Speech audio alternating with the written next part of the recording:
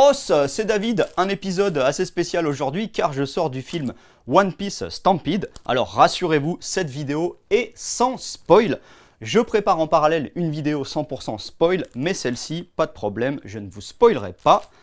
Alors, pourquoi je suis chez moi? Car nous sommes le 9 août et donc même s'il y a une veste de snowboard ici, en fait dehors il fait une chaleur à crever avec 80% d'humidité, donc on est bien mieux à l'intérieur. Je sais, j'ai un t-shirt One Punch Man, il y a un calendrier Dragon Ball derrière moi, j'ai rien en One Piece, mais ça m'empêchera pas de décrypter le film.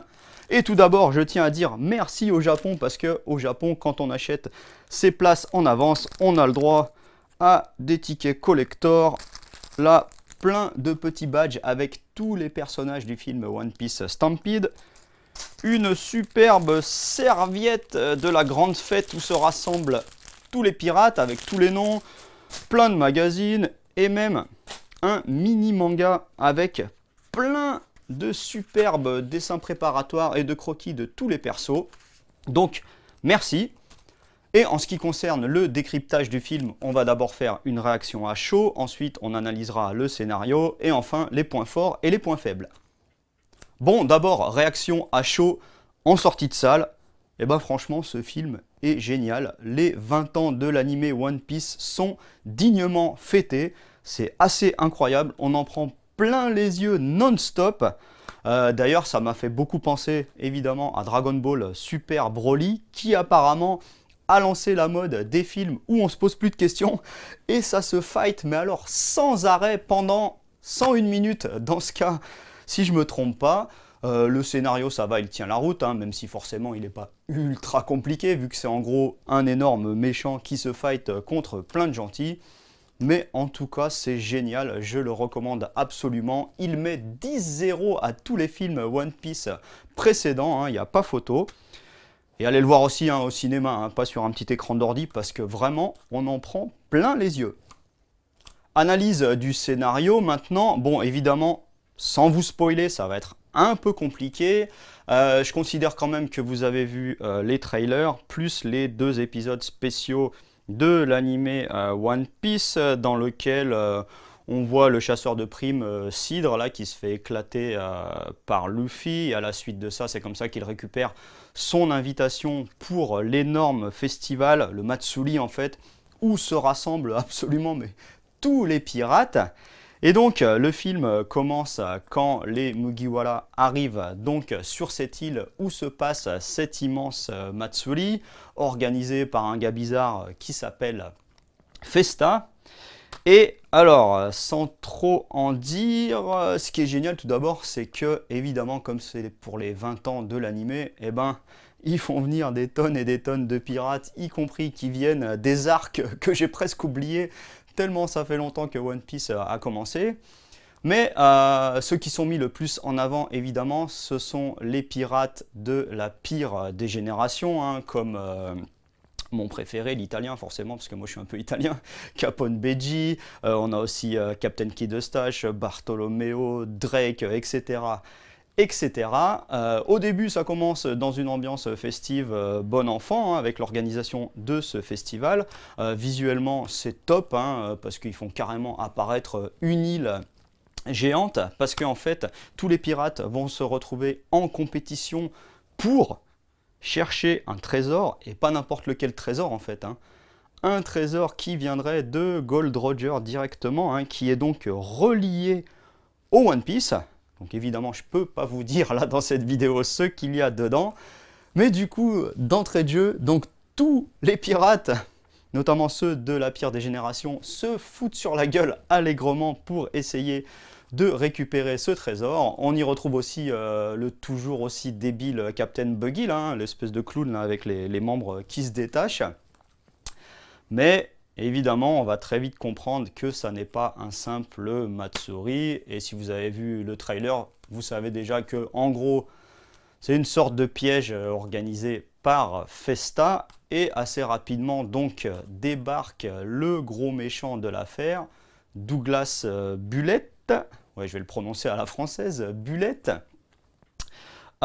qui est un peu habillé comme un nazi, hein, on va le dire, et qui est surtout, mais alors extrêmement balèze. Donc il est pote avec l'organisateur du festival, la Festa, et les deux en fait viennent de la génération de Gold Rogers. Ils étaient à ses côtés, même s'ils le détestent, hein, parce que, sans en dire trop, en gros, ils veulent en finir avec l'ère de Gold Rogers. Donc, de là, en fait, ça va se battre non-stop, en fait. Non-stop. Parce que, d'abord, au début, ils se battent entre eux pour trouver ce trésor. Ensuite, ce pirate, Douglas Bullet, débarque et va affronter tous les pirates de la pire des générations. Luffy passe assez rapidement en mode Gear Force, hein, ça c'est dans le trailer. De là, il va se passer plein de choses que je peux pas vous dire, mais ce qui est marrant, c'est que on a absolument toutes les différentes catégories de personnes qui apparaissent dans ce film, hein. Il y a les pirates, il y a énormément de membres de la marine, dont Smoker, là, celui avec ses 2 cigares dans la bouche en permanence. Va y avoir même les amiraux, il y a aussi les mecs de la Révolution, dirigés par Sabo, et même le CP0. Bref, ça fait quand même une sacrée quantité de personnages, hein. C'est assez incroyable, hein. D'habitude, dans les films One Piece, c'est beaucoup plus simple, hein. On a juste la team de base de Luffy qui déboule, un super méchant. Mais là, non, hein, il y a énormément de personnages. L'équipage de Mugiwara est séparé en plusieurs petites teams qui chacun font leur quête d'un côté et de l'autre. Donc évidemment, comme d'hab, au début, Luffy se fait éclater. Et ensuite, oui, ça c'est dans le trailer aussi, donc je peux le dire. Ce Douglas Bullet, là, il a un pouvoir très particulier d'accumulation, on va dire du métal, sans trop en dire, hein. C'est Gacha Gacha no Mi. Et du coup, vous voyez que dans une première phase, il se transforme en robot géant, un style un peu à l'ancienne, hein. Mais c'est pas tout, il va y avoir une autre phase que là, je ne peux pas vous raconter, mais où on se retrouve carrément à l'interface entre Gundam, Godzilla, Shingeki no Kyojin. Mais en tout cas, visuellement, c'est complètement bluffant, on en prend mais plein les mirettes. Et du coup, ça se laisse vraiment super bien suivre, hein. Il n'y a pas de temps mort, le scénario se déroule sans arrêt jusqu'à la fin, donc j'ai beaucoup apprécié. On va finir avec les points forts, les points faibles et une petite conclusion. Les points faibles, eh ben vous savez quoi? J'ai beau être pas du tout le plus grand fan de One Piece du monde, j'arrête pas de reprocher en permanence que dans les épisodes, il se passe rien putain par épisode. Et bah là c'est l'inverse, il se passe tellement de choses, ça n'arrête pas une seconde, donc ça c'est mon point fort préféré. Et du coup j'ai pas vraiment de point faible en fait, à part au tout début où j'ai eu un petit peu peur pour la qualité graphique de l'animation, mais alors vraiment au tout début, hein, quand ils arrivent sur leur bateau. Mais après, au fur et à mesure du film, ça s'améliore beaucoup. Les scènes de combat sont géniales, hein. C'est un peu dans le style effectivement Dragon Ball Super Broly.